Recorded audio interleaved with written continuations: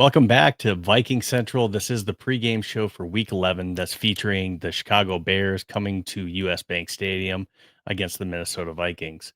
So, with this show, we do invite you guys, if you are joining us, whether it be on X or YouTube, Facebook, make sure that you drop comments in the chat and we'll go ahead and answer them throughout the show as we get them or feature your comments if you don't have questions. Now, with today's pregame show, we actually have two different guests that we're going to be featuring today, which is super exciting for me. And our first guest that we're going to have on is going to be Josh at the Bro Ohioan that you've maybe seen on X, and he's been very active. So, Josh, the Bro Ohioan, on social media, if you want to follow him, go ahead, follow him. There's his X.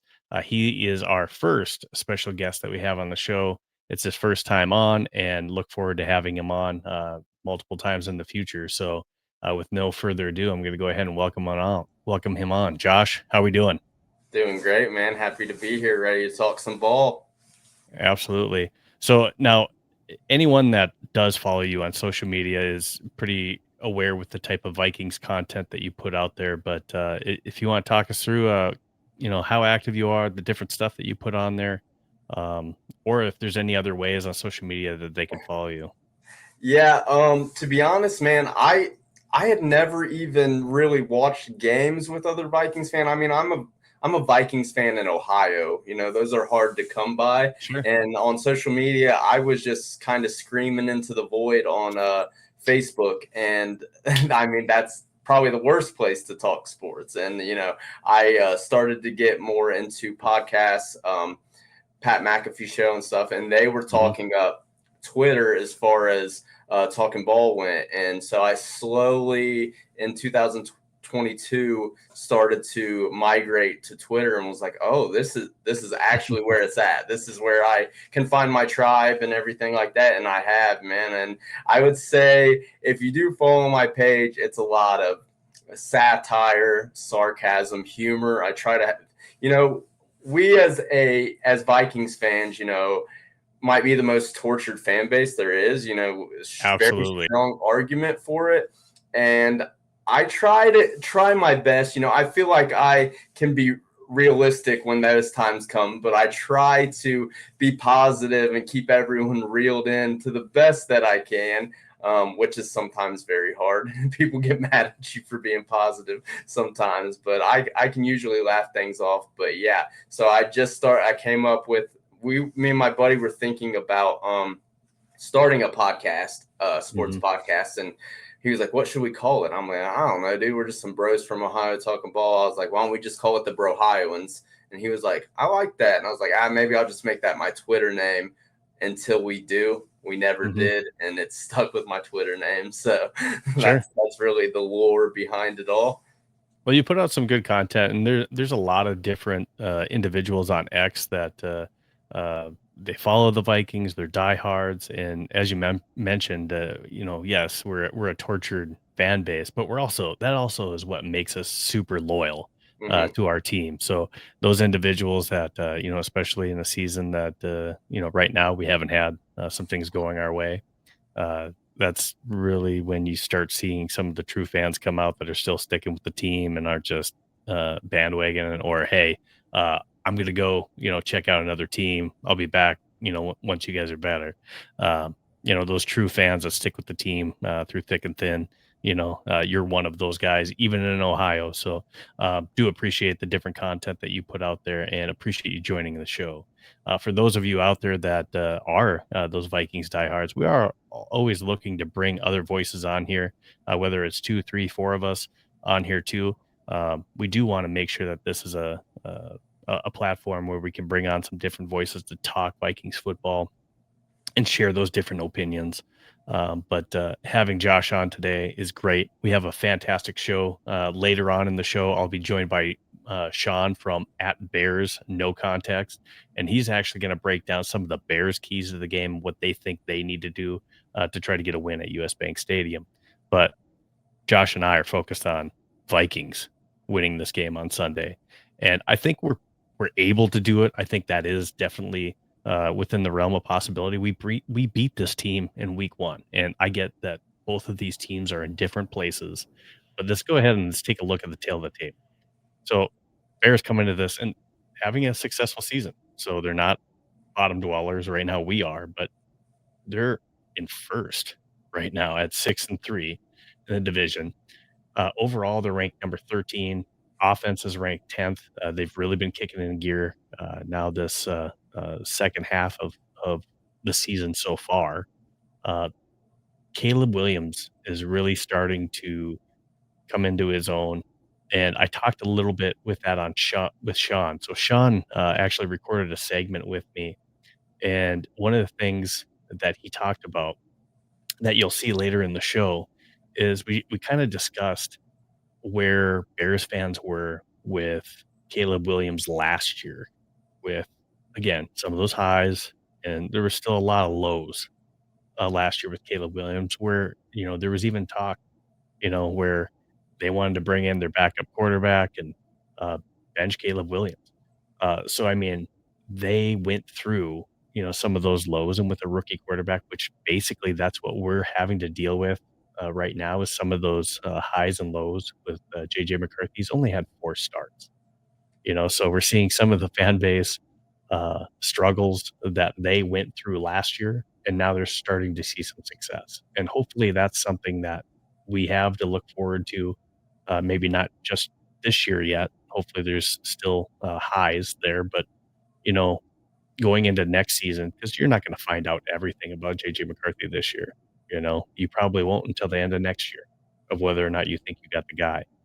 But with JJ McCarthy, I think you know riding through some of those rough times that you see in an initial season, again, not comparing the two, you know, uh, who leads the who has the record for the most interceptions for a rookie quarterback? Is it Peyton Manning? Peyton Manning, Yeah, yeah.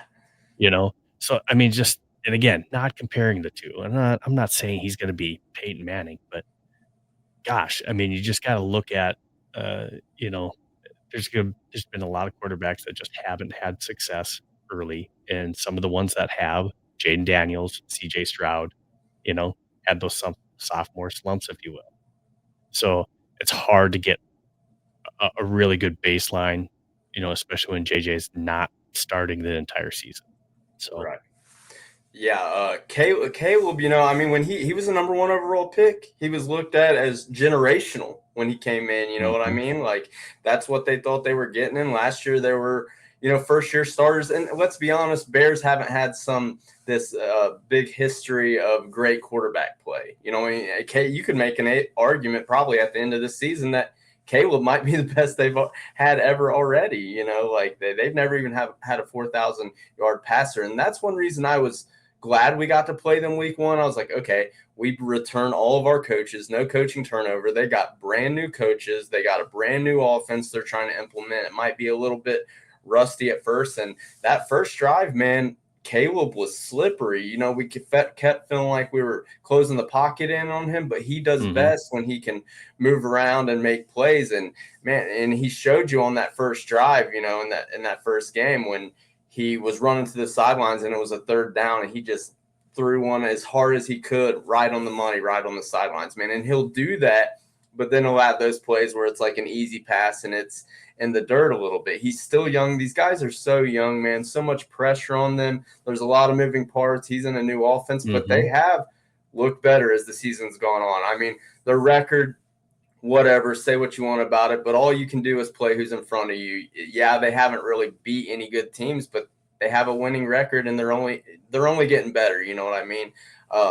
And with JJ, Caleb, Heisman Trophy winner, came in, as this generational guy, and JJ comes in more looked at as like this national champion who was more of a game manager and did what it took to win. mhm. They called him a handoff merchant and Yeah. things like that. And I'll be honest, when the draft was coming up and I knew we needed a quarterback, I was all in on Drake May. 5 first-round Same. picks. I don't care. I don't care. Throw them away. Let's get that guy. And then they decided that wasn't worth it, that they wanted JJ. And I was Mm-hmm. skeptical at first, but when you turn on the tape, you really do see everything you need to see with JJ. He's got the arm, he's got the leadership, things you can't really teach with the leadership, especially.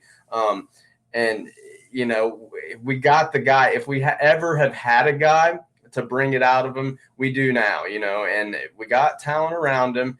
But, having that setback his rookie year where he got hurt and, he needed all the reps he could get, it was great that he was able to get a redshirt year, learn a little bit, but nothing can beat actual reps. And I don't think he would have ever started last year because Darnold was playing great. But, to get those reps in practice, the game speed, that stuff matters. And then he comes in week 1 and it's rocky at first. The dude hadn't really thrown a ball in an actual game in quite a bit. So, and then it's on the road against the team he grew up rooting for, against a dude who was drafted over him. And it took him a minute to settle down, but he did it. He showed you right there. And it's like, oh, we have the guy. This is it. This is it. This is everything we wanted and deserved. And then the next week, it feels like it all comes crashing down. And that's how this league works. This week, Sunday, everyone's been hating on JJ. He sucks all of a sudden. He was the hero after the Lions game. Right. Now he's back to the zero. But this Sunday, if he was hero. Falcons game. Exactly. Lions game. Hey, he's back. And then again last week at the Ravens. Now you talked about Drake May. So we made an attempt to go at Drake May. And there were a lot of people that said that Drake May had a lot of red flags to him. Yeah. That he wasn't going to pan out. So again, evaluating quarterback is a really fickle thing in this league, and a lot of times, draft pick wise, it's hard to really hit. But we'll see. There's a lot of time to really still evaluate JJ. We know that he has the leadership skills. We know that he has that winner trait to him, if you will, that he's had all the way since high school and college. So hopefully he can carry some of that mentality into the huddle, and hopefully it's infectious in that locker room. Mm-hmm. But again, he's young. He's 22, 4 games. That's just pump the brakes. He's going into his fifth game. We just have to be going in with every game with the mindset that this is going to be this year and a next year project. There's going to be highs. Yes, there's going to be lows and maybe some lows in there too. But that's yes, I get it. This team, we built it up and, we were a 14-win team last year. I totally get that. But the fact of the matter is Sam Darnold's not here. Kirk Cousins not here. A-Rod, none of those guys are coming on this team. You have JJ. That's your guy. So as a fan, it's your choice whether or not you want to get behind him and support him. But I feel like as a fan base, the more support he has, the easier this process is going to be for him as well, to kind of shut out some of that outside noise and focus on the football field. Yeah, I completely agree. And, the things we've seen out of him, man, the leadership is a big thing for me. And that's what I was just afraid of with Darnold. Darnold could sling it, but I was wondered what his leadership was like. And he's went on to Seattle and he's looked the part. He's kept the ball rolling and probably even a little bit faster. You know what I mean? And so it's like, okay, now that makes everyone impatient with our guy and frustrated with our guy all of a sudden. Mm-hmm. And I get it. I do. The injury concerns and stuff, that's the toughest part for me. It isn't, I think he will be good when the reps come down and the game slows down for him and they get this figured out. It's still a process, KOC trying to figure out, what our identity, he wanted, like, that's the thing with him, like against the Ravens, like JJ threw the ball like 40 times. I think it was the most he's ever thrown. And you know what I mean? We were down in that game, but not down enough to completely abandon the run, especially when it was working. Like absolutely correct. Has proved, looking Lions and the Bears game, I think we either ran the ball more or like right there with the pass, and we won both of those games. And sometimes I think KOC gets a little pass happy, and when you have essentially a rookie quarterback and what's coming, they're about to throw it and you can pin your ears back on them, it becomes easier to defend. So I think KOC needs to do a better job of helping out our young guy. You know, every KOC's this offensive guru, rightfully so, coach of the year last year. He's got his work cut out for him with this. You know, people are impatient because of the injuries, and you know, I'm all in. I'm all in, like you said, till at least the end of next year to find it out. Like it's not always going to be pretty, but Right. I do expect a better game this week than we saw last. Absolutely. So as we get back into the tail of the tape, the defense, a little bit banged up, for the Bears coming in this game. We may not see Jalen Johnson, kind of interesting that all of a sudden Brisker and Jalen Johnson, now there's talk that, maybe both of them play.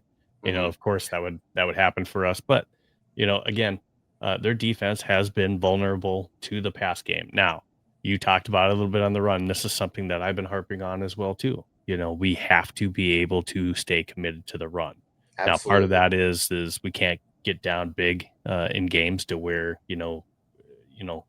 running the ball isn't so much of an option anymore, um, and you have to pass more. So I get it if that happens, but Mm-hmm. so we have to be able to keep it close, and our defense has been able to do that. So I think that's on us for not being able to stick through the game. Last week we averaged 6.7 yards I per know. carry on the ground. Now with that, some of that was bolstered towards the end with some of the JJ runs, but again, both running backs, Jones was averaging at a good clip, and so was Jordan Mason. And there was no reason why we should have gotten away from the run, and we need to be able to run the ball when we're in third short situations and have faith, especially when we have a healthy offensive line back. So defense, yes, they're vulnerable to the pass, and I hope that JJ is able to take care of that and take advantage of that. Special teams are 14. We come in 4-5, and again, now we're struggling, especially after the Ravens game where we fell from 19th to 25th. Our offense, falling a little bit at 29th, defense at 23rd, special teams at second. And I think some of this stuff is a little bit, again, these are PFF stats. That defense 23rd, we're better than that. Yeah, we've gotten better since. I mean, the Ravens game, the defense held, man. They were put in bad spot. I mean, you're going against Lamar Jackson. He's Hmm. good enough to carry an offense by himself. They were healthy. They had nobody on the injury report. We played a completely healthy Ravens team, and our defense really stepped up. So, like, yeah, right there it says what 23rd on defense. We are no doubt better than that, but we will be missing a key piece, and that's a little bit scary. But I expect the other boys to step up. So you already mentioned it. So when we talk about the key injuries on the injury report, we know that Ryan Kelly, who's still dealing with that concussion, he's close. We're in that guardian cap. We hope he's going to be healthy, and that keeps him off the injury report going forward. So we might see him back next week. And then, of course, Jonathan Grenard, he went out with that injured shoulder in last week's game and didn't come back. And there were, KOC was hopeful that he was going to play this week, but probably the smart thing is to rest him and bring him back in the next game when we face the Packers. So no Jonathan Grenard. That means we got to have Dallas Turner step up a little bit more. Andrew Van Ginkel is going to be on the other side, and then as well as rotational players, you're going to have in there Chambliss. You're going to have Tyler Batty. You're going to have now I'm having a mind blank on my head, but you're going to have those individuals rotating a little bit in there to try to keep that defensive line fresh. Well, and Um, we blitz a lot of different ways. Like Eric Wilson had 2 sacks mhm. last week. You know what I mean? Like we can create pressure. You know, Grenard he's top 3 defensive player we got. Maybe Right. maybe the best. Bo Like Richter is who I was thinking of. oh Sorry. yeah, Bo Richter. Yeah.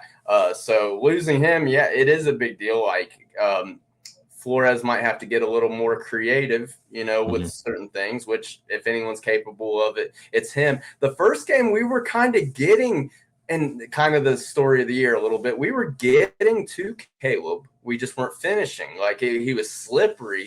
He is. He's very mobile. He can get out of that. But I know people. Dallas Turner's another one. People are getting a little impatient on because we did give up a lot for him, and when you do give Mhm. up a lot, expectations go up. But man, like he flashes that hit on Lamar. I about jumped through my ceiling when he hit him, and then I realized, I was like, but that was beautiful. As someone grew up watching old school football, it was like, that's it. That's a highlight. That's Sports Center top 10 stuff potentially. And Right. then it was like, but we got one against Jack Campbell. They got it. That Ravens got that back. But I still believe in Dallas Turner. These dudes are so I do young. too. They're growing into their body. They're 22. Give them time.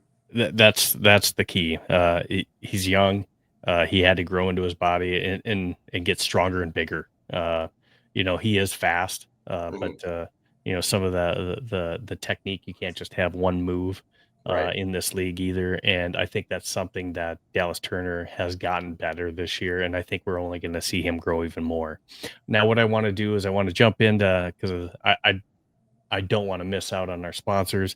Every week, Luis is always giving away some cool art from That's Badass Wood Art. So make sure that you're checking them out.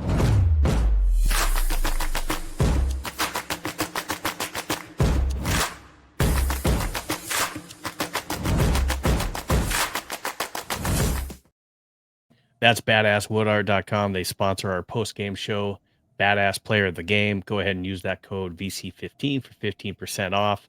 And I also want to make sure, if any of you guys are going to the Vikings game, you don't have tickets yet, go to SeatGeek, use that code Vikes Central, and you get $20 off any $50 or more purchase. Again, Vikes Central. That's good for any events, any concerts that you're going to as well too.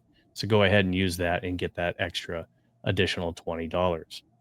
Now, the next thing I want to jump into is just some videos that I want to talk about with JJ McCarthy, and just analyzing those before we get into the keys of the game.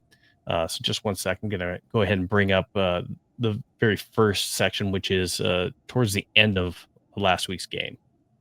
With all that talent they have out there.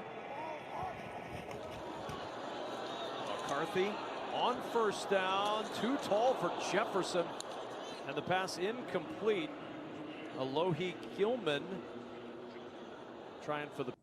So right there again, we're when we talk about accuracy, some of the things that we were seeing in last week's game, in this 2-minute drill especially, you're going to see some of the things that you're almost seeing a flash of what could be and what JJ needs to improve on, all in one section here. Mm-hmm. Pick. Okay. He can't pull it in. We welcome those of you who've been watching the Bears and Giants. Here we are in Minnesota with an 8-point game. Vikings with the football deep in their own end, inside the 10. No timeouts left for Kevin O'Connell. Down 8 to Baltimore.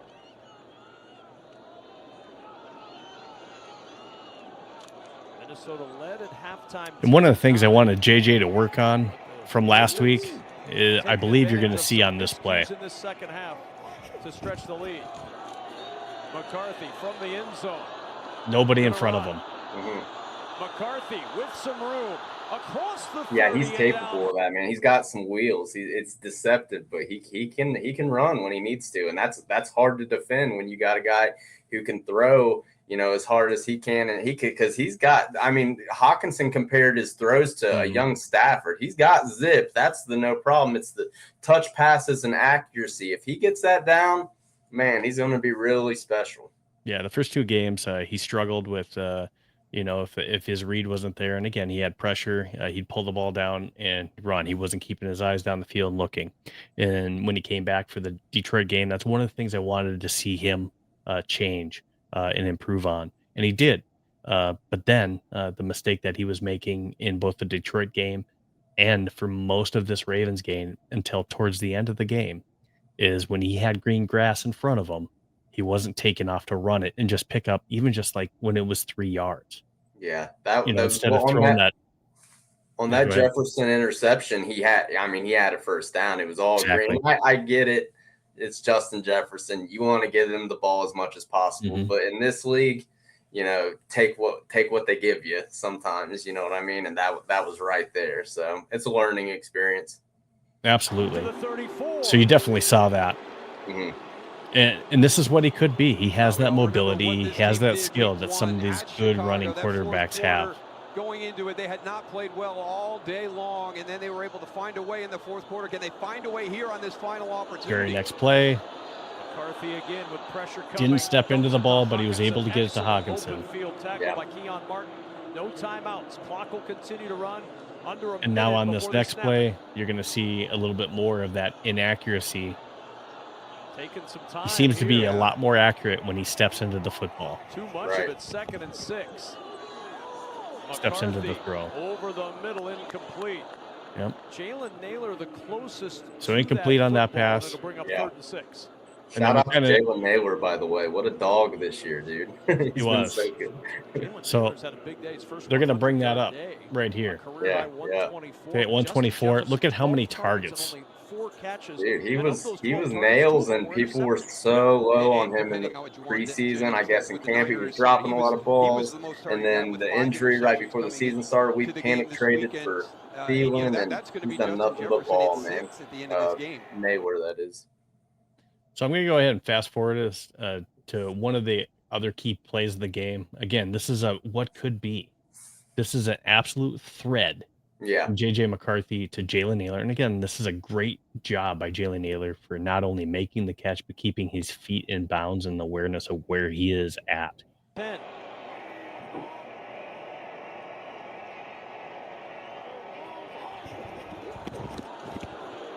McCarthy to the back of the end zone. It's Naylor reaching. And that's on Nate Wiggins. You know, he's a good corner. Like, he's a very good corner in this league. And that's the thing, the Ravens defense, other than Matabuke, they were all healthy, man. And they have one of the best defensive backfields there is. You know, Kyle Hamilton, Malachi Starks has been really good as a rookie. Wiggins, Chidobe, Awuzie, Marlon Humphrey. I mean, that's dogs back there. You know what I mean? And, you know, and throwing it 40 times with a guy in his, you know, 4th start, you know, against that defense wasn't a recipe for success, you know, but Naylor was a bright spot for sure.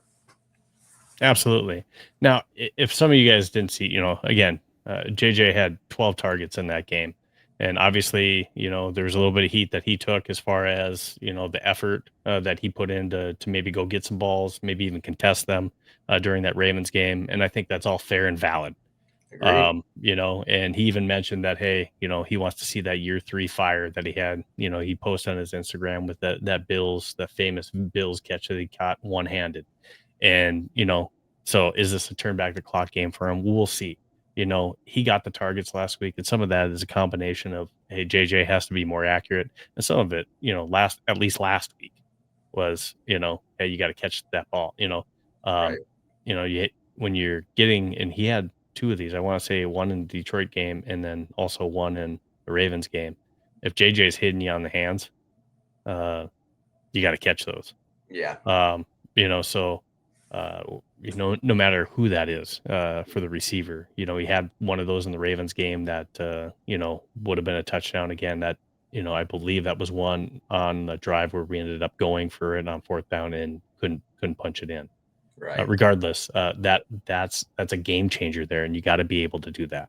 Yeah, and I'll be honest, like a part of it's probably because Justin Jefferson was out in training camp, but I expected to see Jordan Addison and McCarthy link up a little bit more. I mean, it seemed like they were playing bully ball in camp, and Jordan Addison.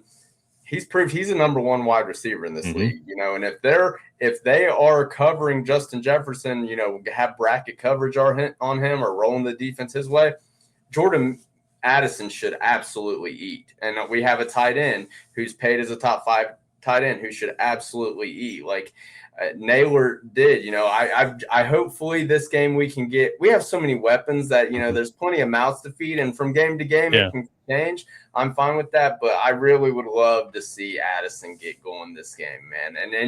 And Justin too, a bounce back. Like you said, that first interception, I was like, okay, I feel like he could have contested it a little better. Some people called it a hospital ball, but everyone was playing. Both DBs were playing the ball. They weren't going to hit Justin. I felt like he could have played it better. And then when it got picked, absolutely. Then when it got picked, he kind of nonchalantly, because he knew he had touched him. So I was like, okay, Justin knows he touched him.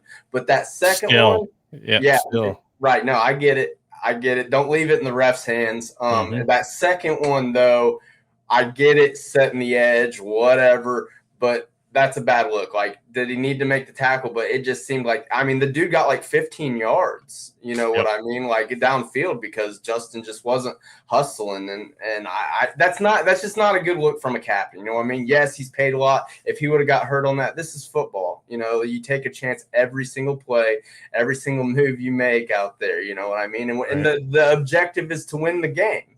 And if you're just like, we didn't score, like, I don't know. It was a bad look. The drop, it was just an off game. I even tweeted, this might be the first time ever Justin Jefferson is frustrating me a little bit, and some people were blaming JJ, and like JJ didn't play a great game, but like they aren't mutually exclusive. Like Justin didn't play a good game either. He didn't play a bad game because of JJ. He just played a bad game, and that you can say that. But the thing with Justin is you can believe, okay, that's short lived.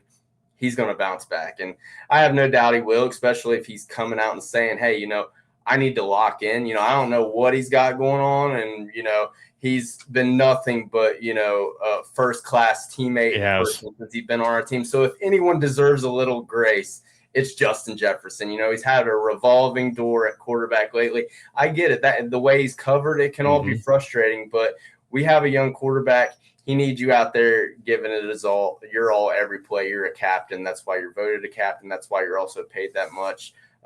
He'll bounce back. I don't think the noise or anything. People are talking about him probably wanting out soon. I'm not buying all that. You know what I mean? He could have 150 yards and 2 touchdowns this week, and it's bad. And it's business as usual. So he'll bounce back. I'm not too worried about Justin.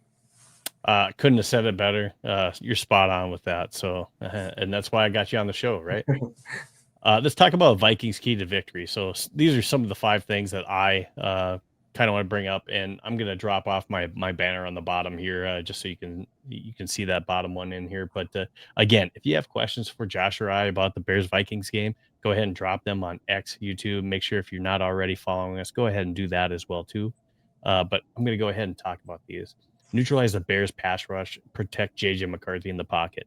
Now, the Bears pass rush, we got to be able to not let that affect us. The Bears lead the league in the turnover margin. They're plus 14. JJ's got to make smart moves with the football. We can't have, it was 3, almost 4 turnovers last week, and we got to be smart with the ball.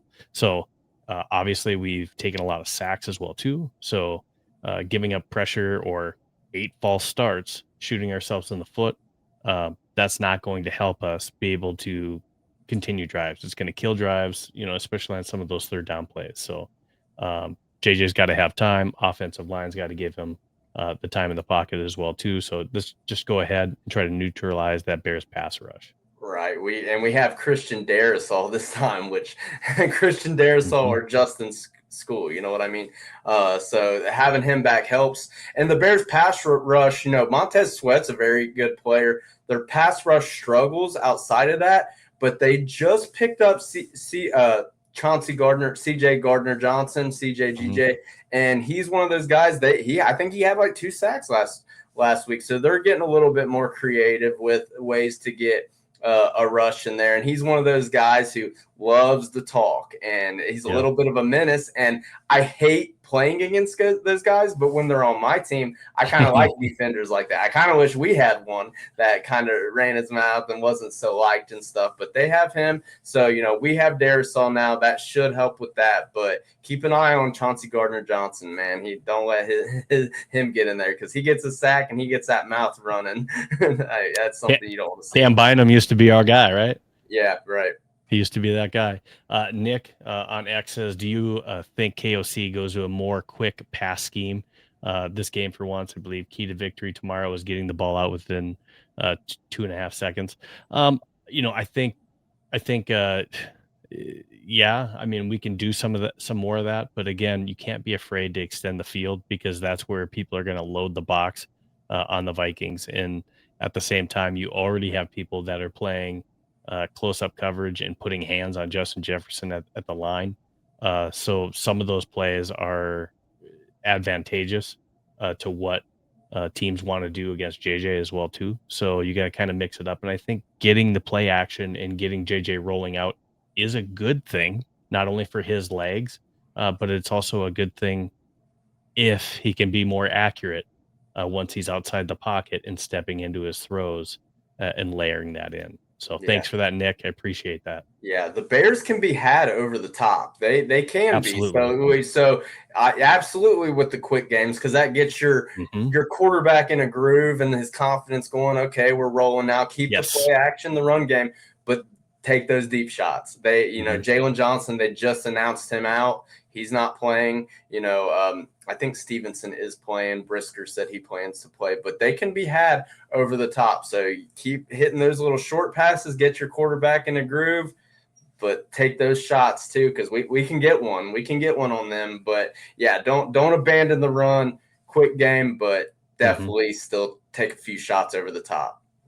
So I talked about this earlier, as far as being able to convert on third down. So, if we're sitting third and short, especially in situations where we think we might go for it in a fourth down, let's run the ball and let's get the first down. When we talk about finishing drives and third down efficiency, the Bears hold opponents to only 34% third down conversion rate. So that's one of the best in the NFL. Uh, for the Vikings, we've struggled on third down and we're only completing 31.8%. So that's definitely not good. High percentage plays when we're in some of those third down short situations, let's give the ball to Jordan Mason and let's go get it. So, especially when we're running at a clip where we're averaging 6.7 yards per carry, let's go ahead and do that and keep that momentum go, keep those drivers alive so we can get more attempts and shots to a Jordan Addison, a TJ Hawkinson, and get them involved into the game plan. Yeah, Number no, I agree. And I've been a big Jordan Mason guy. Like we got Mhm. him, I was like, finally, we Yeah, got our goal line use back. them. We drafted a left guard first round. We went out and paid a guard. We went out and paid a center. We already have bookend tackles. It's like, okay, Aaron Jones had a strong season last year running the ball, was a difference maker. Then we add Jordan Mason. It's like they complement each other well. So I love running back. It's my favorite. It's what I played back in the day. It's my favorite position on the offense. I love a good running game, and it's a quarterback's best friend. Like, to be Mhm. honest, if you're Yeah. being able to run the ball and he can, keep them off balance with play action, that's huge. And we haven't gotten it completely going like I thought we would. And I thought Jordan Mason would be a 10 touchdown kind of guy this year. That hasn't come to fruition. I feel like KOC, the quarterback in him, and this offensive guru tries to get too cute.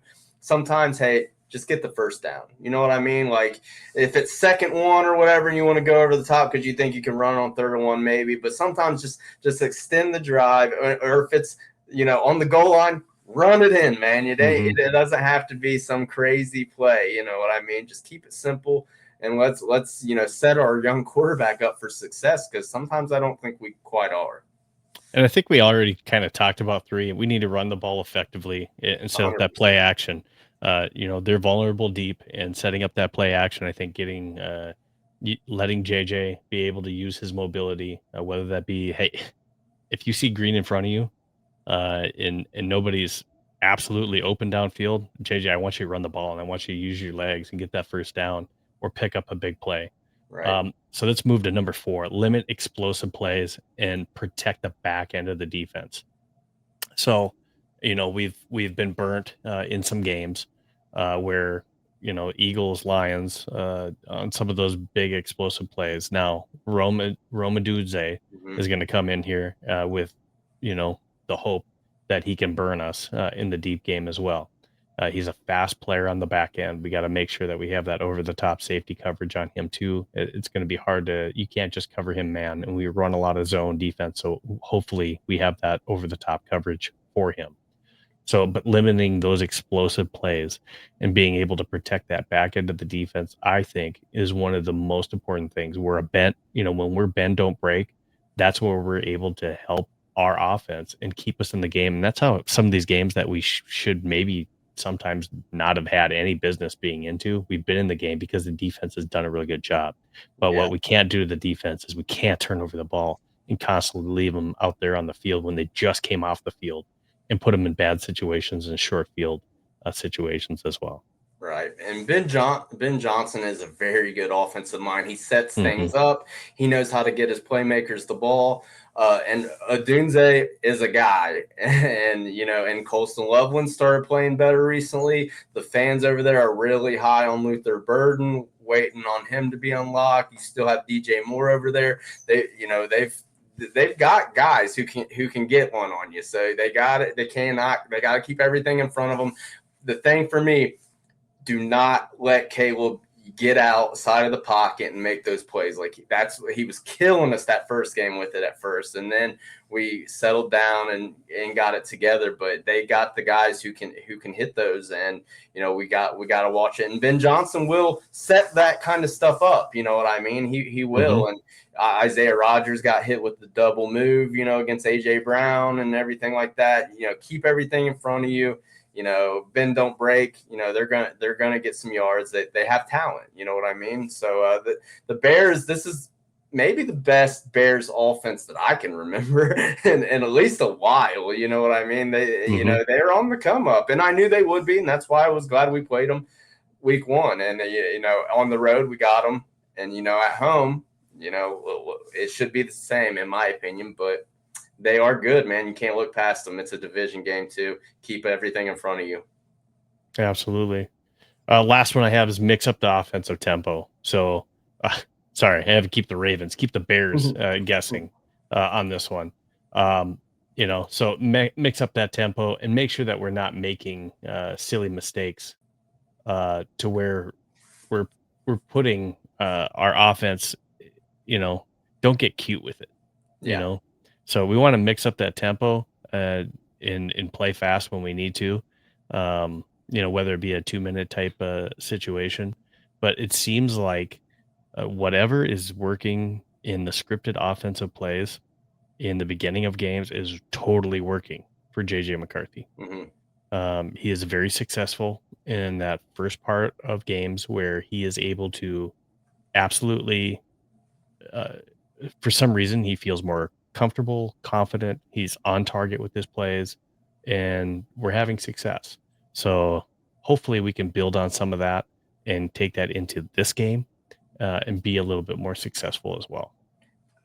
Colin Cowherd, he likes to hate on JJ a lot. And he said one thing that I kind of was like, okay, I can see that. He said, he's Baker Mayfield. And I thought about watching Baker with the Browns, and Baker would do that when he started having OBJ come in and it got a little rocky. He would do that where it was like you could see the flashes, but he would get a little inaccurate or felt like he was trying to do too much sometimes, be a hero. And JJ can get like that too a little bit.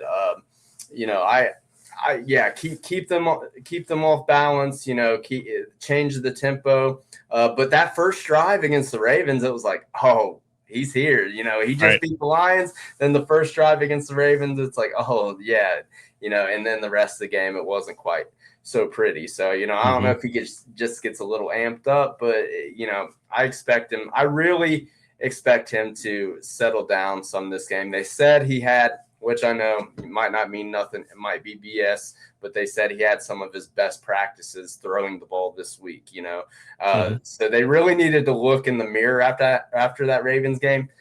Glad it was against the Ravens because they're a very good opponent when they're fully healthy now, and their defense is doing what they did last year. They got better as the season went on. So to lose to them, they're out of the AFC. Okay, I can handle that loss. But now it's the division. Now we're in must-win territory, and it's at home. You cannot lose this game. You can't. So I'm gonna throw this out to you. Yeah. So before we go to the interview I had with Sean at Bears No Context, I want to make sure that I give you an opportunity. So do you want to go ahead and make a prediction at what you think the game is going to be on Sunday? Yeah, I mean the Bears are good. They're better than they have been. Their schedule whatever, but it's a division game. You can throw all that stuff out. JJ has never lost to a rival in college. Michigan State, Ohio State, Penn State, never lost to him. So far in the NFL, beat the Bears on the road, beat the Lions, who we hadn't beaten since like 2022 or whatever. You know what I mean? I expect him to do it again. You know, maybe he just has this killer instinct. He locks in against those division rivals a little bit more, a little bit different. I'm predicting. I don't know if you saw Minnesota Vikings Twitter reached out to me yesterday because I quote tweeted the Will the Thrill graphic, the Will the Thriller Halloween graphic, and they said they wanted to send me a signed copy of that. And I was like, am I really seeing this right now? 27-24. Will the Thrill game winner as time expires. JJ McCarthy gets us in field goal range, and the Bears get 9.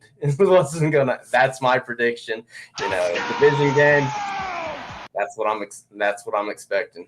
I like it. 27-24. Josh, I definitely want to thank you. I hope we can have you on again if you're willing to come on and share your voice and your opinion with us. You've been fantastic. So again, thank you so much for coming on. We're going to go ahead and shift over to the Bears side of the house with Sean. And Sean at Bears No Context, he was able to join me earlier this week. And so this is a recording of that segment. And again, I can't thank Josh enough for coming on the show and sharing his opinion. So in the future, if there's any of you out there on Vikings X, Twitter, whatever you want to call it, you want to come on the show, share your voice, we'd love to have you on. And yeah, so thank you again, Josh. That was awesome. Follow him again at the Bro Ohioan on X. All right. Here's the next segment with Sean at Bears No Context. So on the very next segment, we do have a special guest with us this week because in week 11, we are playing the Chicago Bears. I did reach out to other social media podcasts and different accounts to try to bring on an opposing view from the Chicago Bears. And with that, I was able to find an account that was willing to come on here that's a huge fan of the Chicago Bears, does a lot of content for them as well. And it's No Context Bears. So I got Sean that I'm bringing in. And this is a unique opportunity for Sean because the No Context Bears account provides no context. So this is Sean's opportunity to actually add some context to what the Chicago Bears are doing in a game format. You can follow Sean in his account, at least on X. I'll let him talk about his different social media accounts, but he runs the at Bears No Context on X. So if we have any Chicago Bears fans or even Vikings fans that just want to check out to see what the other team is doing, go ahead and give him a follow on X. With no further ado, I'm going to welcome on Sean from No Bears Context. Steve, thanks for having me on. Really appreciate you. Yeah. Absolutely, Sean. So like I said, this is your opportunity to actually provide some context to what your favorite squad's doing. Yeah. Usually I stay out of the context game, but this will allow me to kind of dive deeper into it. Not a big like X's and O's guys, but more about the vibes and kind of like the moments in history throughout being a Bears fan, the highs and lows. A lot of lows recently, but this year is starting to change, and I think the vibe's changing. And kind of running the account, I can get the temperature of Bears fans, high or low, and right now they're pretty high. Well, tell us a little bit about what you do on your different social media accounts that you have, and where else on social media any Bears fans that are out there or anyone else watching from the NFC North can maybe check out some of your stuff. Sure. Yeah. So I also run an Instagram account that's No Context Bears, all one word there. And then I follow up with a Threads account where I do some posting there.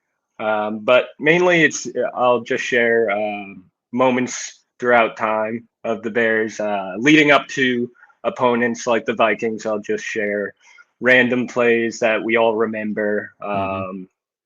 like I think yesterday I showed a random third quarter touchdown from Mitch Trubisky against the Vikings.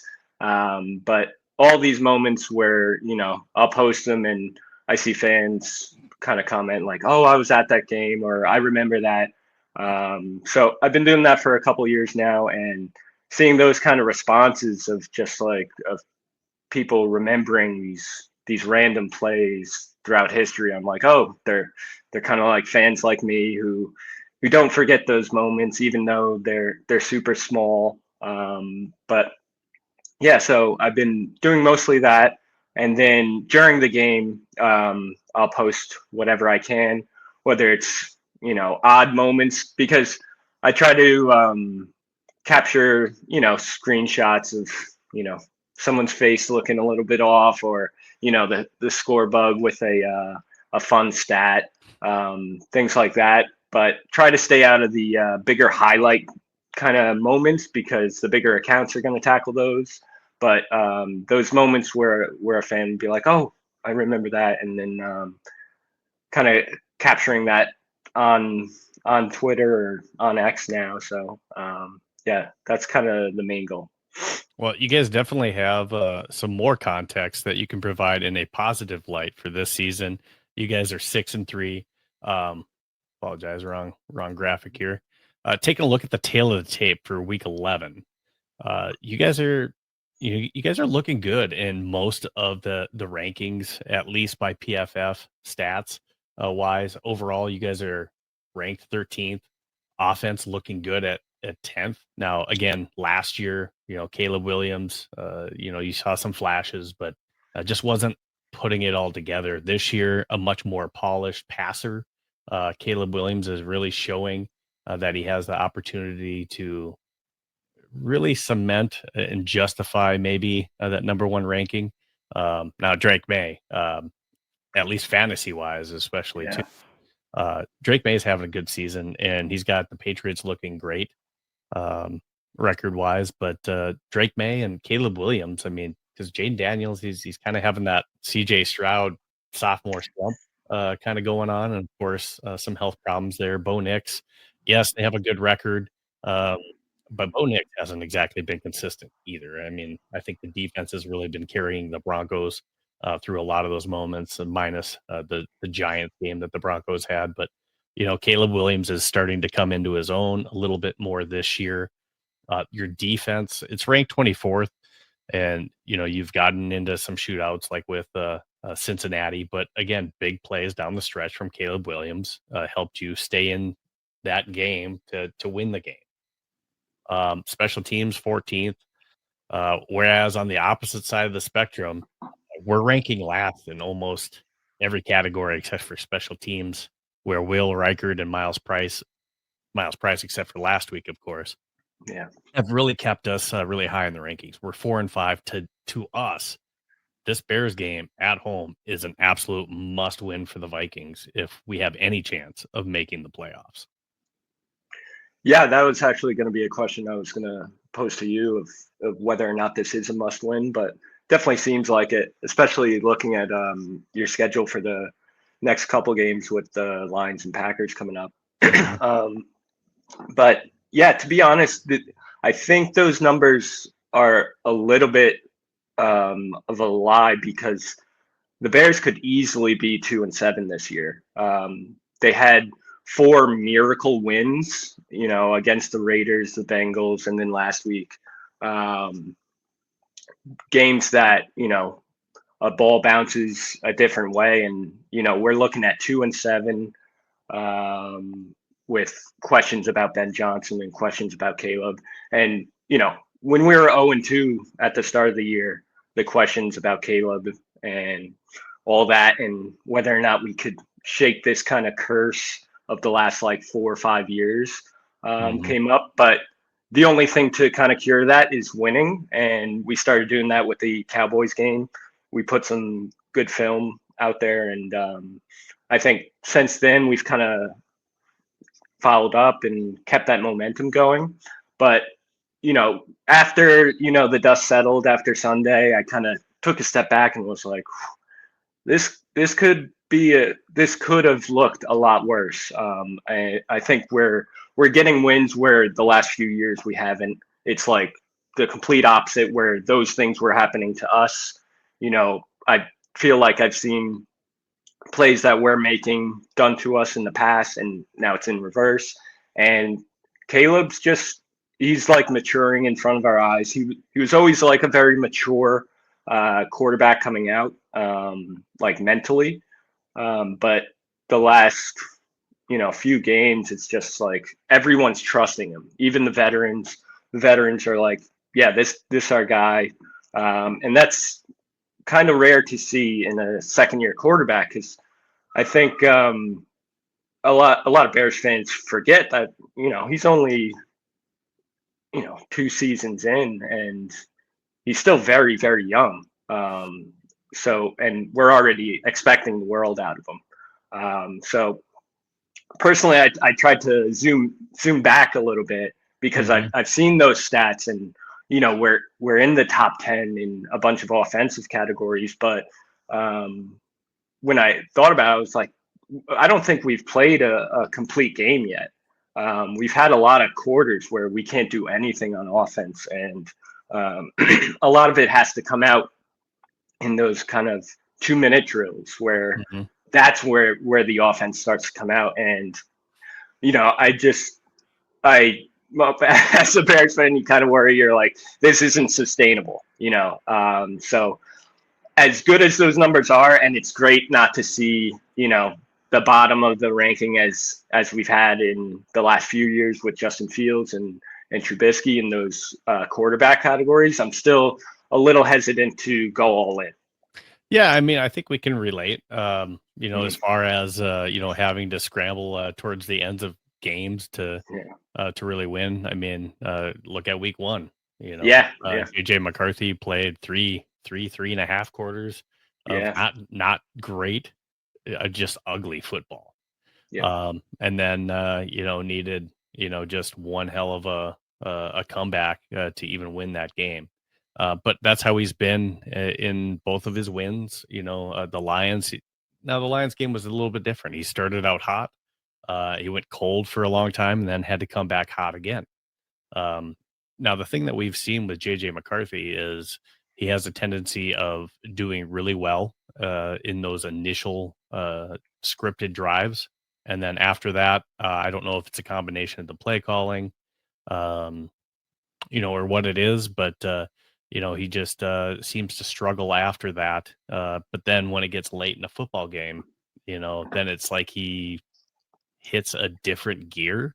And yes, it wasn't the prettiest thing at the end of the Baltimore game, but it was almost, kind of some of the same for us where JJ McCarthy was, and props to him for making, trying to look down the field to look for plays. Whereas early in the season, especially during the Bears game, he was just, if the read wasn't there, and this could be to the offensive lines, you guys were getting to him really quick.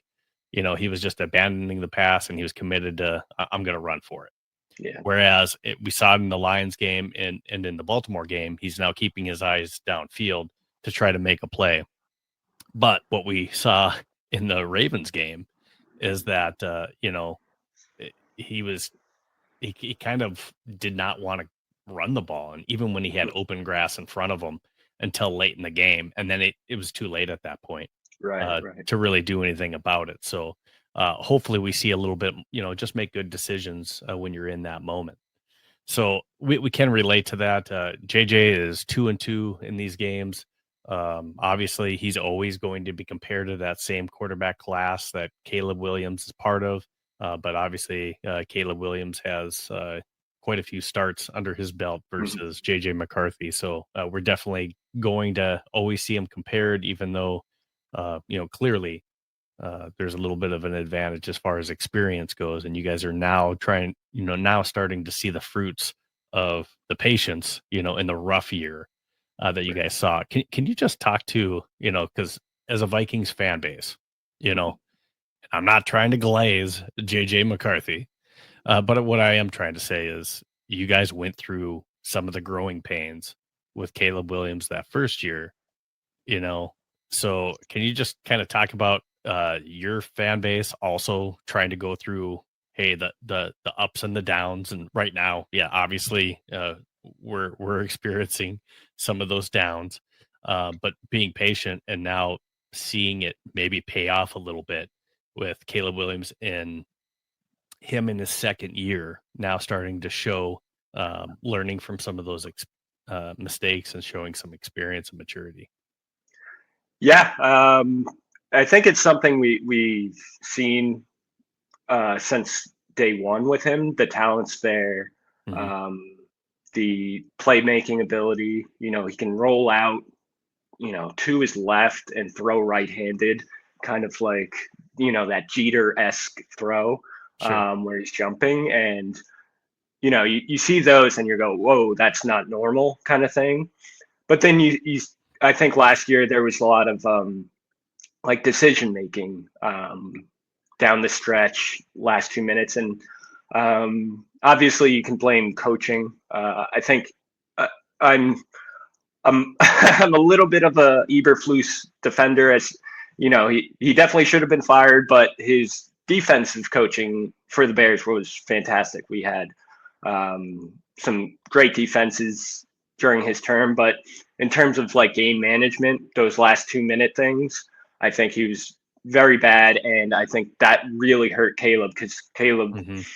coming from college is totally different game.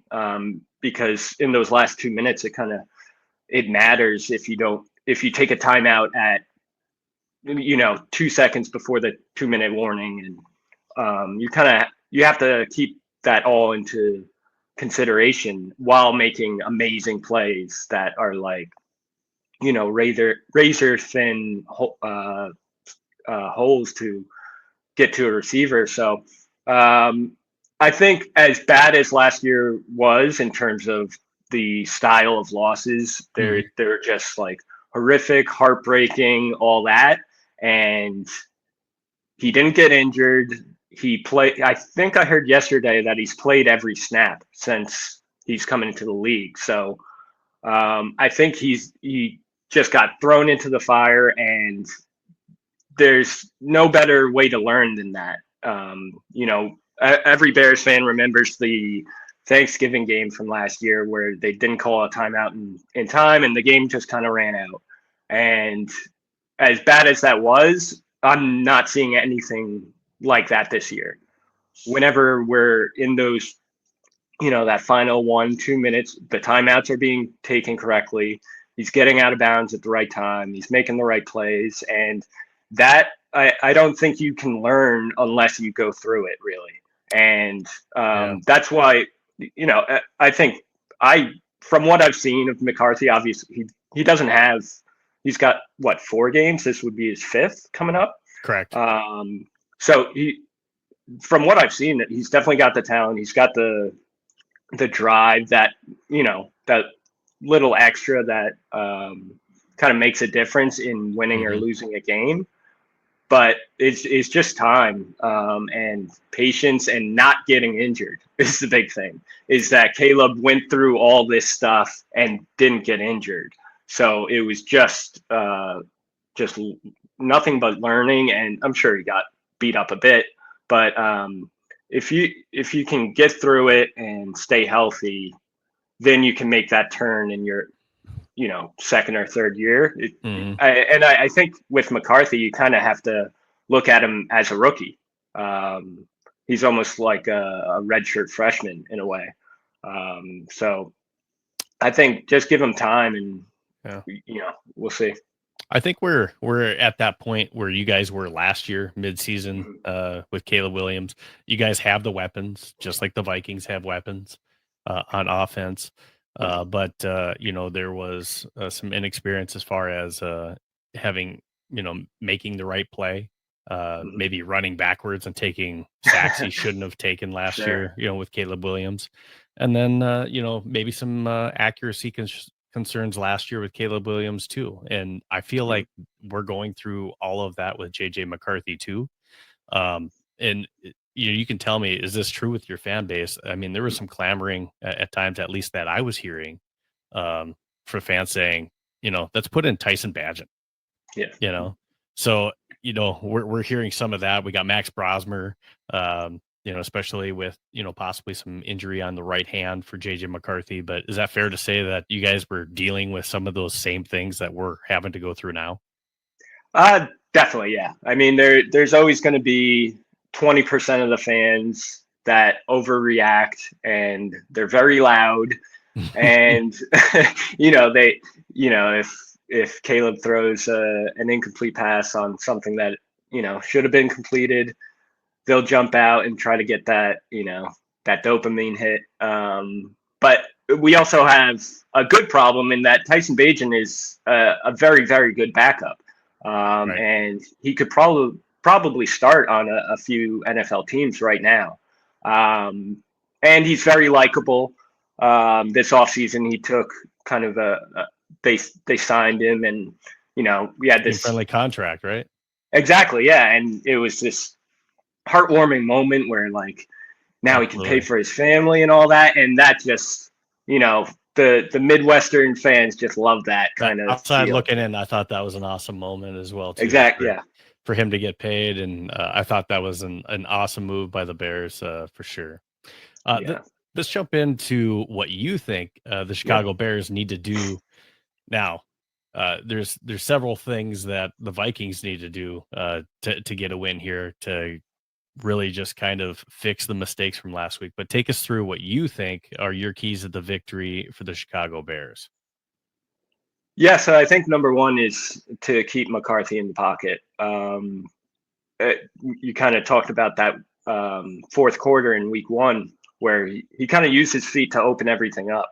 And for a young quarterback, throwing downfield, and the routes are more challenging and stuff. And running around is kind of something they've always done. Turning the game into a backyard football game for McCarthy kind of changes things and loosens it up. And I've seen that a lot in Caleb, where if he can turn it into a backyard football game where when things aren't going well, it kind of loosens them up. He almost kind of needs a hit to get going sometimes, and that's something that McCarthy I think that really switched the game in week one, where he got out, picked up a couple first downs, and kind of opened it up. And then you have the threat of oh, is he going to go? We can't get burnt again. And then he's obviously an NFL quarterback who's good enough, and he can hit wide open receivers. And we have a not good defense when it comes to passing right now. And on first down, we're giving up tons of yardage. So if we can keep him contained, force him to have long second, third downs, and not let him get, because if it's 2nd and 4, he can do those bootlegs and pick up first downs very easily. No, you guys are pretty good on third down, and not to mention, keeping McCarthy in the pocket and, being able to, possibly turn him over has really been a key to the Bears' success this year. You guys lead the league in turnovers. You get in turnover margin. You guys are plus 14 this year. We're on the opposite spectrum of that, especially lately. So it's going to be key for us to, McCarthy make good decisions. So absolutely. I like that. Number one, keep in the pocket, because, when he does run, and we saw that towards the end of the game, and actually we saw it in him running for a touchdown in Detroit.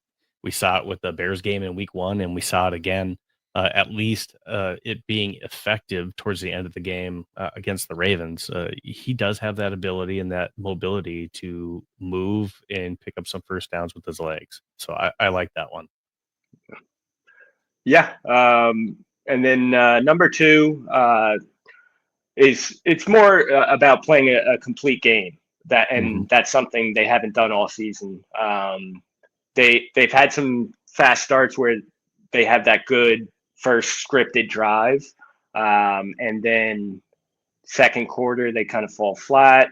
Third quarter maybe here and there, and then fourth quarter's up for grabs. If it's chaos, they seem to be coming out of it with a win. But I would like to see them kind of get ahead, establish a 2 possession lead, and hold on to it. And I would love to just watch a stress-free fourth quarter. And that hasn't happened pretty much all year. And I mean, it's the NFL, so that's kind of rare, and it's also a division game. But the Vikings have had our number for 5+ years now. I think it's 8 out of 10 the Vikings have beat us in. So that gets in your head a little bit. So if even if we do have a 1 possession game and McCarthy's driving, I'm not going to feel confident. The defense isn't going to feel confident. So to just take that out of the equation completely and keep stepping on not to be too mean, but keep stepping on their throats and keep pushing. And hopefully we see more of that. That'll possibly turn the Vikings into maybe a one-dimensional offense. If you guys do get up by a couple of scores, one of the things that us Vikings fans have been harping on is that we've been successful in the running game in the last couple of games, and then we seem to go away from it. When you get down by a couple of scores, that kind of it kind of makes coaches feel like they can't run it as much, and you have to go for more passes on those downs. So. And I think that does favor the Bears defense, making this game a little bit more one-dimensional. Now, your number 3 is elevating Luther Burden. So as you guys get into, this number 3 key to victory, is DJ Moore hurt, and why haven't we seen as much of Luther Burden this year? I'm not sure on the status of DJ Moore right now. I think yesterday he was on the injury report as DNP. He didn't practice. So, and then he hurt his shoulder at some point during the game. Okay. I think he went out in the game and then tried to come back in, but you could just see something was off with him. So I think, he'll probably be a game time decision. And as to why hasn't he played so much, I know he had a concussion where I think he was out for 2 weeks. And he's a rookie. And I think early on, Zacchaeus, who is probably our true WR3. I was going to ask you about that because it seems like he has been getting a lot more looks and a lot more playing time as far as snap wise goes between Burden and him. Yeah, he definitely has, especially at the start of the year. I think with Luther Burden being kind of a rookie, he had to almost prove it to get out there. And he had Burden had a big game against the Cowboys, which kind of said like, okay, this guy's a legit receiver. He can play in the NFL. But Zacchaeus, for, up until last game, he was almost, I think he was like the emergency option for Caleb. He seemed to always be open when Caleb needed him. And, I think Caleb could feel that he's comfortable. He seems to be open when he needs him open the most. So he kept going back to him. And then this last game, Zacchaeus he wasn't there. I think he dropped 3 balls. Granted, it was bad weather, very snowy. There were a lot of drops in the game. But he dropped 3 big passes that really could have made the fourth quarter a lot easier. So, and I think I'm not going to read Ben Johnson's mind, but I think this has kind of always been the plan of, that's why we drafted him, was to have Rome, have DJ, and then Luther Burden as this kind of third guy. And if those 3 could, I don't think they've all been healthy together really and have all produced in a game yet. But if all 3 of those guys can get dialed in and you have Caleb, I mean, sky's the limit. All right. Take us through number 4, win early downs on defense. Yeah, so you kind of mentioned how they're very good on third down, but they're very bad on first down. So they're just, giving up 7, 8, 9 yards every first down, it feels. And, it's always second and short. Do you feel like that's through the run or the pass?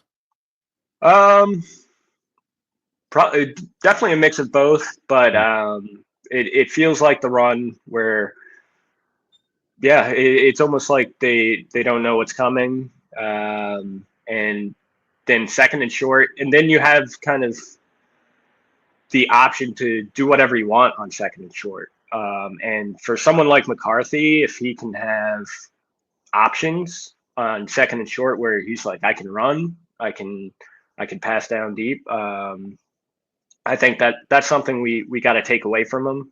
Got to force him into second and long.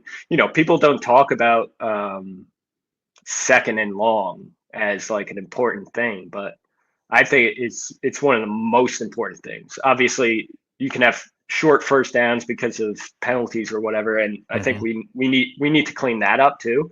I think there's a lot of silly penalties we've been giving up, but yeah, if you can force a second long second down, or at least keep them to 2-3 yards on the first down, it changes the entire possession, because yeah, we've been seeing a lot of second and shorts, and quarterbacks they have freedom to do what they want. Well, the Bears rank 22nd per PFF in run defense, and I think that's one of the things where I want to see us stay committed to the run game and try to have success.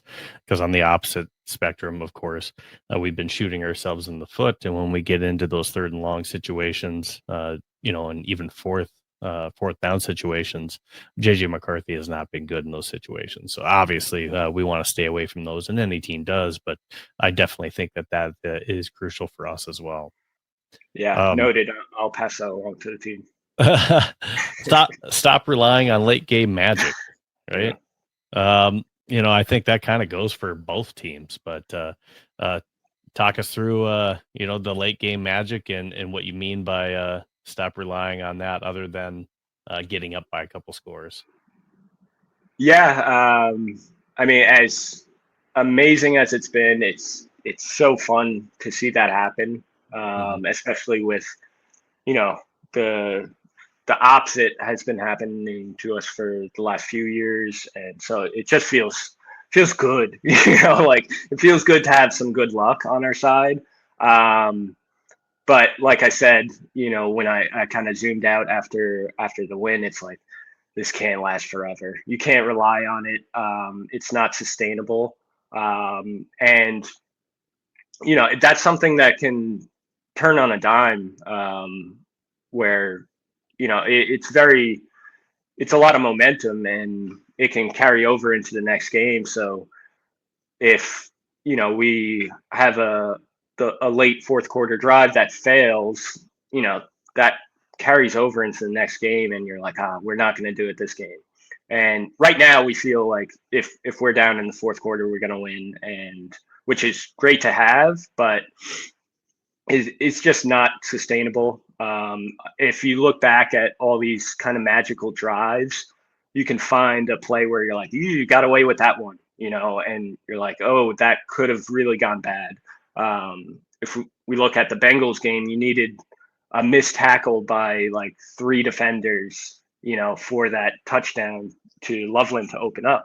And before that, there were some wild plays where Caleb just had to kind of scramble and throw it away. And it's not sustainable, and you don't want to rely on it.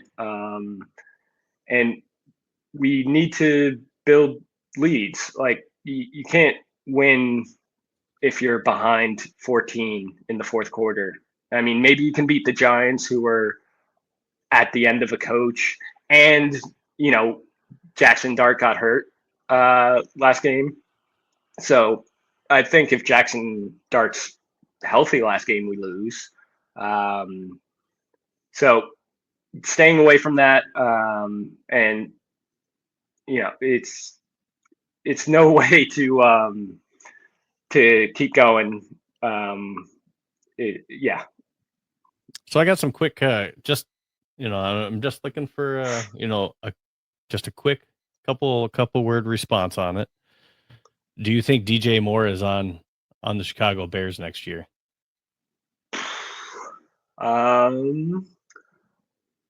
I think if the right deal comes up, we'll take it. I don't know what that deal is. NFL trades kind of confuse me a little bit, where you'll see a a big name guy get traded for like a 4th-round pick or whatever. So I don't know what that deal is, what would be a good deal for him. Unfortunately, this year his stats don't look great. He hasn't had too many big plays. So I'm guessing his trade value is low right now. So it might just make sense to keep him. I feel like a lot of the things that DJ Moore does well is also kind of fits in the wheelhouse of what Luther Burden is. A little And bit. they're the same player. So that's just one where I think DJ Moore, if I had to guess from the outside looking in and all the rumors that were swirling before the season started and then the trade deadline, I think if you guys weren't at 6-3, I don't think DJ Moore's on that team. If you guys are below 500. And then what do you guys do at running back next year? Is Kyle Monangai, and is it going to be a Swift Monangai type? You see a lot of teams going with 1-2 punches now. Do they hold on to Swift? Yeah, I think so. I think they, like you said, that kind of lightning and thunder kind of mix up that that the Lions have with Montgomery and Gibbs. I think that's what every team is kind of chasing, and I think in the last couple of weeks we've seen our thunder in Monangai. He can pound the rock. He can do stuff that Swift can't really do. Swift is very dicey, very does a lot of cuts on the outside when he gets the ball in space. But that's the goal. And with Monangai, being a rookie and Swift being a little bit of a veteran, I think that's all you can ask for. I know people can be pretty hard on Swift, our fans, but I think in today's league you need a complementary backs, and that's something he really hasn't had during his time here. But what he has had is a lot of explosive plays. A lot of screens that have gone for 50, 60 yards. And that's something you can't just kind of ignore because when that's paired with a powerful runner like Monangai, the game opens up completely. Now, I would have loved to have had you on for our live pregame show. So this is recorded. So later on in our live show this Saturday, we will be talking about our predictions for the game. But before we let you go, I do want to give you an opportunity. Do you want to make a prediction on the game? Because this is your opportunity to add context. It's true. I'll give you one. But I think, Vikings Bears division game and going after week 1 where it was close. That damn sound. I'll say 27-24 Bears.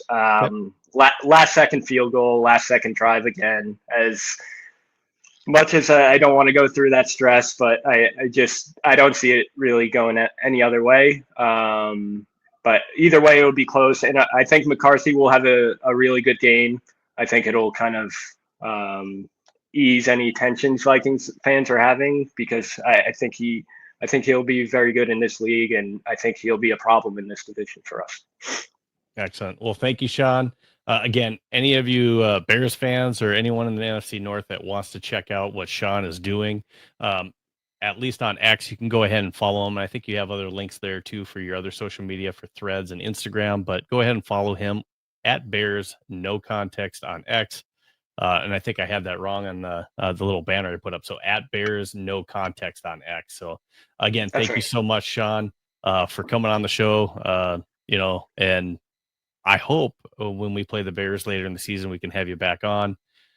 Sorry, we've already played the Bears once. Hopefully next in the season. playoffs. So this is a must-win game for us. So hopefully Yeah. next year, though, we can do this again. I think this was fun and love having you on. You were a great guest. Good luck to the Bears. As much as it maybe hurts, I'd rather see the Bears have some success this year than the Packers. And honestly, the Lions, they need to be brought down a notch. So if I had to see a team succeed this year, I'll say I'd like to see the Bears do well, just not this week. So thanks again, Sean, for coming on. Definitely appreciate it. Awesome. Thanks, Steve. Thanks for having me. All right. Thank you. All right. So that was Sean from Bears No Context, and just an awesome two guests that I had on the show today, with Josh at the Borough Highland uh, earlier in the show, and then of course Sean, Bears No Context, giving that view from the opposing team that we face this week. So I definitely want to thank all of you that were watching through this very long podcast that we had for the pregame show. Make sure that you're following us for the postgame show that will be right after the Bears game tomorrow as well. Now, I would be remiss if I didn't also mention one of our other sponsors, Homage, homage.sjv.io/Vikings, that you can see up on the top of your screen on the banner. That's one of the ways that you can help support us. They have great, comfortable clothing. Let's roll the ad.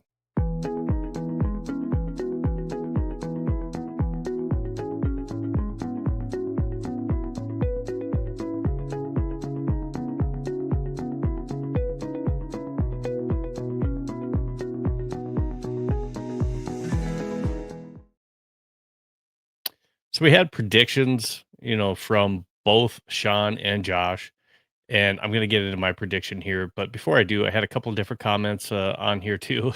And Fat Killa on X says, "Love the show. Keep up the good work," I think is what he means there. Thanks, Fat. Definitely appreciate that. Frosty, I think he's got the wrong show here. I think he's thinking of the Fantasy 15, but I'll answer it anyways. He says, "Quick question, guys. Sorry, but Pittman or Odunze rest of the season PPR?" I'm going to go with Pittman. He's actually the number 8 fantasy wide receiver this year in PPR, and Odunze sitting at number 17. So I'm going to go Pittman the rest of the way, especially when we're talking about this week. Go Vikings.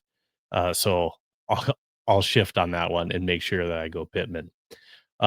With that, my prediction for this week, definitely, I think you got Justin Jefferson that wants to have a turn back the clock type of game here.